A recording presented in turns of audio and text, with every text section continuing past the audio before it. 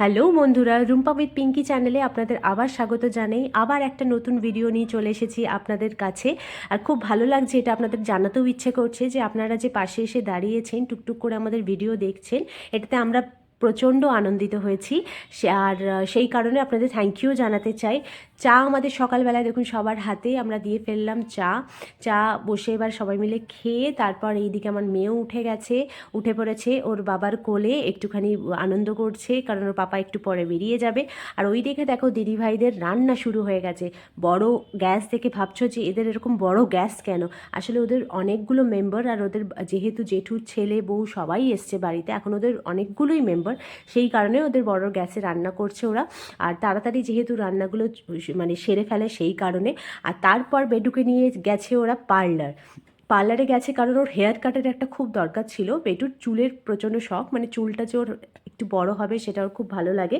তো বড় হয়েছে, কাটতে চাইছিল না, কিন্তু ওর মা ওকে জোর করে নিয়ে গিয়ে কাটিয়েছে। কারণ চুলটা যদি একটু না ট্রিম করে তাহলে তো চুলটা ভালো থাকবে না, মেনটেনও থাকবে না। তো দেখতে পাচ্ছ এই পাশে ওর ব্লো ড্রাই চলছে, চুল কাটাও হয়ে গেছে। তারপর চুল কাটার পর ও এসে দেখছে ওর দিদিয়ারা চলে এসেছে কলকাতা থেকে।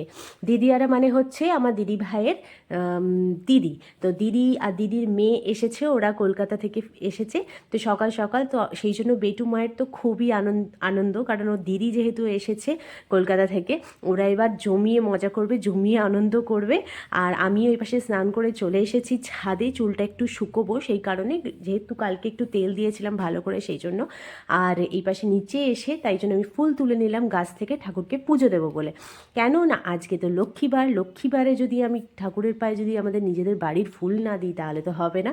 দেখতে পাচ্ছ কত সুন্দর গোলাপ ফুল ফুটেছে, তো তোমাদের দেখাবো বলেছিলাম যে আমাদের গাছে কেমন গোলাপ ফোটে, সেই জন্য গোলাপগুলো দেখাচ্ছি তোমাদেরকে। দেখো কত সুন্দর গোলাপ ফুটেছে, আরও অনেক রকম কালারের হয়, তো আজকে হয়নি তাই দেখাতে পাচ্ছি না।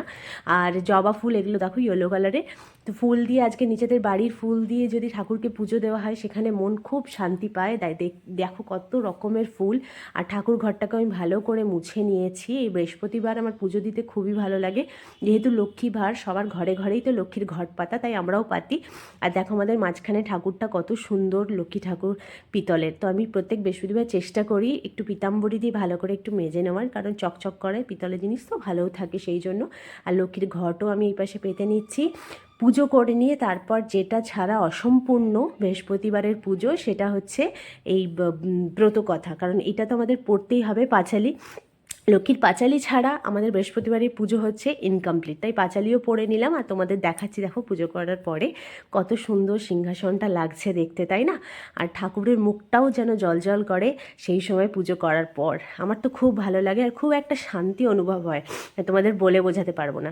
তারপর নিচে গিয়ে দেখছি আমার মেয়ে খেলছে, ওর মাম্মা ওকে নিয়ে বসে খেলছিল, কারণ আমি উপরে পুজো দিতে গেছিলাম সেই জন্য ও খেলছিল। খেলার পর রান্না করে ওর আমি খাইয়ে দাইয়ে তারপর ঘুম পাড়িয়ে দিয়েছি। ঘুম পাড়িয়ে দিয়ে উঠে দেখছি আমার মা, মানে শাশুড়ি মা, কত সুন্দর কেক বানিয়েছে প্রেশার কুকারে। দেখো কত সুন্দর কেক বানিয়েছে, একটা ওভেনে দিয়েছে, একটা প্রেশার কুকারে দিয়েছে। প্রেশার কুকারের কেকটা দারুণ হয়েছে। আসলে ওভেনের কেকটা না আমরা ঠিক বুঝতে পারি না, মানে মাইক্রো ওভেনের কেকটা কত টেম্পারেচার দিতে হবে, তোমরা কেউ জানলে একটু জানিও তো যে ওটিজিতে কতটা টেম্পারেচার লাগে। তারপর বিকেলবেলা ঘুম থেকে উঠে দেখো কি সুন্দর সন্ধ্যাবেলায় আবার পুজো দিতে চলে এসেছি। আর ওইদিকে দিদিভাইরা কিন্তু যাচ্ছে হচ্ছে ওর ছোটো মাসির বাড়িতে। ছোটো মাসির বাড়ি যাচ্ছে ওরা, খড়গপুরের একটা আইআইটি বলে জায়গা আছে সেইখানে।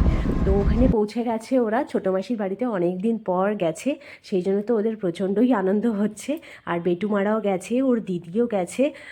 তারপরে আমি এই পাশে দেখো যখন কেকগুলো কেটেছি কি সুন্দর লাগছে, পুরো মনে হচ্ছে বেকারি শপ থেকে আনা। আর শাশুড়ি মা এদিকে বেটুমায়ের সাথে ভিডিও কলে কথা বলছে। আমরাও বলে ফেলেছি, মানে আমিও বলেছি, আর এই পাশে আমার মেয়েও বলেছে, আর দাদা ভাইও লাস্টে কথা বলে দিচ্ছে। আসলে রেগুলারই ওদের সাথে একটু ভিডিও কলে কথা হয়, তাদেরকে না দেখলে যেন দিনটা যেন মানে অসম্পূর্ণই থেকে যায়, এরকম একটা ব্যাপার। তারপরে এই পাশে ডিনারের জন্য আমি ডিনারটা রান্না করতে চলে এসেছি। যেহেতু এবার সবাই খাওয়ার টাইমও হয়ে যাচ্ছে সেই জন্য রুটিও করে ফেলেছি, তাই খেতে বসে গেলাম। সবার খাওয়া হয়ে গেছে, আর আমার হাজব্যান্ড যেহেতু একটু লেটে বাড়ি এসছে সেই জন্য ওর সাথে বসে আমি ডিনারটা করে ফেলছি। একসাথে বসে খাওয়ার মজাটাই আলাদা, তাই না? অপেক্ষা করি, আমাকে বলে খেয়ে নিতে, কিন্তু আমি কিন্তু আমি ওর সাথে মানে ও আসলেই খাওয়ার চেষ্টা করি, দুজন মিলে একটা একসাথে খাওয়ার মজাটাই আলাদা। তোমরা কি বলো, তাই না? সেই জন্য আমরাও খাওয়া দাওয়া সেরে ফেললাম। এই পাশে আমি ফ্রেশ ট্রেশ হয়ে শুয়ে পড়েছি, আর ওইদিকে দেখো দিদিভাইরাও ফ্রেশ হয়ে এই যে শুয়ে পড়ছে। তো আজকের মতো ভিডিওটা এইটুকুই। ভালো লেগে থাকলে প্লিজ লাইক শেয়ার কমেন্ট অবশ্যই করবেন, আর হ্যাঁ সাবস্ক্রাইব করতে ভুলবেন না কিন্তু চ্যানেলটা অবশ্যই সাবস্ক্রাইব করবেন। কালকে আবার আপনাদের সাথে দেখা হচ্ছে একটি নতুন ভিডিও নিয়ে। Till then tata, good night.